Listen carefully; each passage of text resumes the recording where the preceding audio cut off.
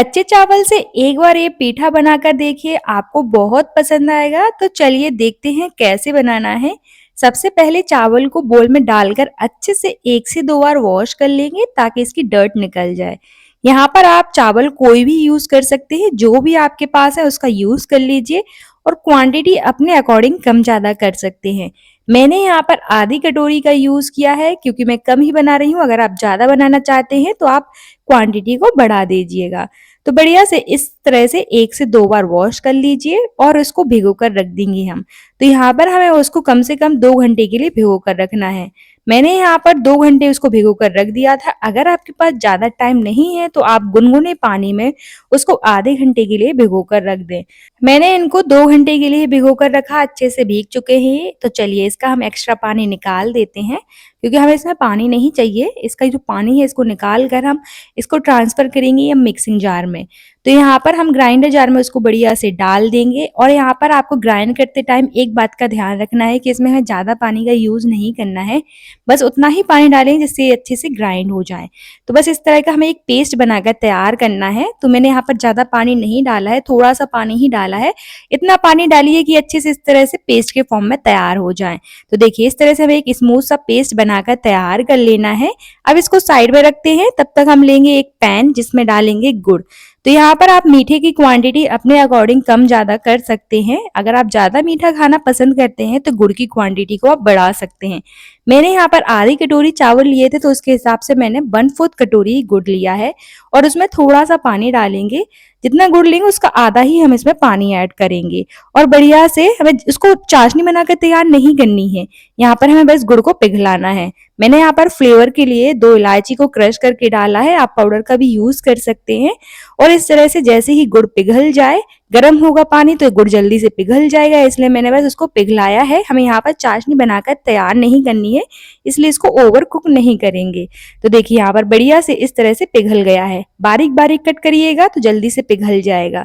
उससे पहले अगर आप मेरे चैनल पर नए हैं तो चैनल को सब्सक्राइब और वीडियो को लाइक करना ना भूलें और ज़्यादा से ज़्यादा शेयर करें। और मुझे कमेंट सेक्शन में ज़रूर बताएं कि आप ये वीडियो कहाँ से देख रहे हैं ताकि मैं आपका थैंक्स कर सकूं। तो देखिए यहाँ पर बढ़िया से जब गुड़ इस तरह से पिघल जाए तो हम उसको छन्नी की मदद से छान लेंगे। इससे क्या होगा कि गुड़ में जितनी भी इम्प्योरिटीज हैं वो सारी निकल जाएंगी। तो देखिए यहाँ पर इस तरह से मैं बढ़िया से गुड़ का पानी बनाकर तैयार कर लेना है। आप चाहें तो गुड़ को नॉर्मल पानी में भी भिगोकर रख सकते हैं।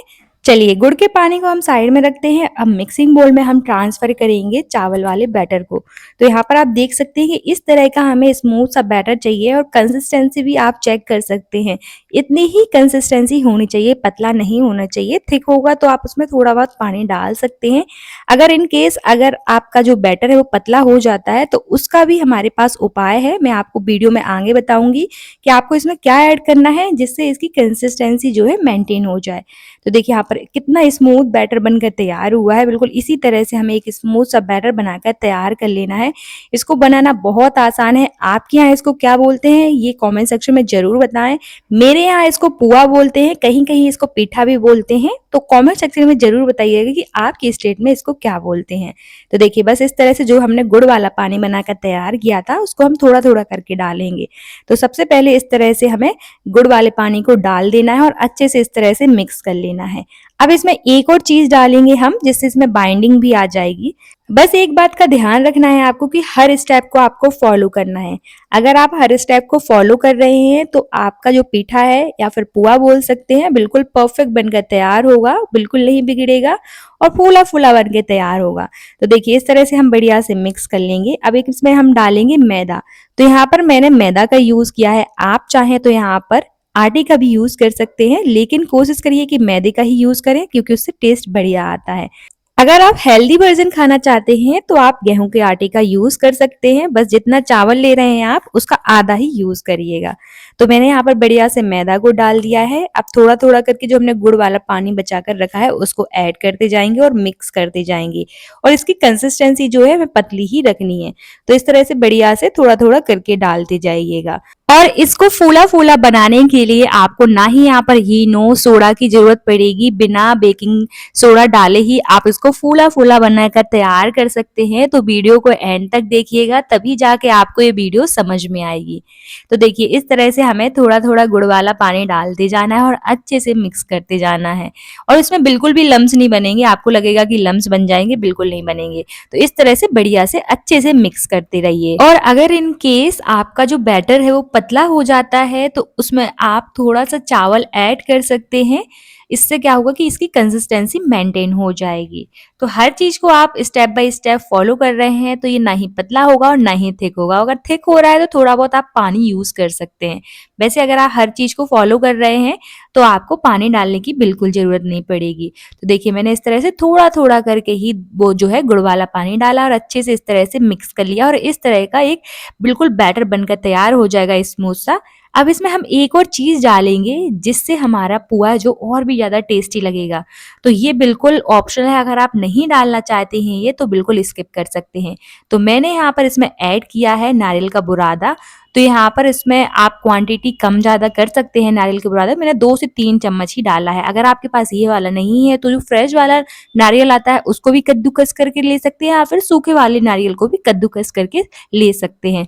और नहीं डालना चाहते हैं तो बिल्कुल स्किप कर सकते हैं, ज़रूरी नहीं है। बस इसको अगर डाल रहे हैं तो इससे टेस्ट बहुत बढ़िया आएगा।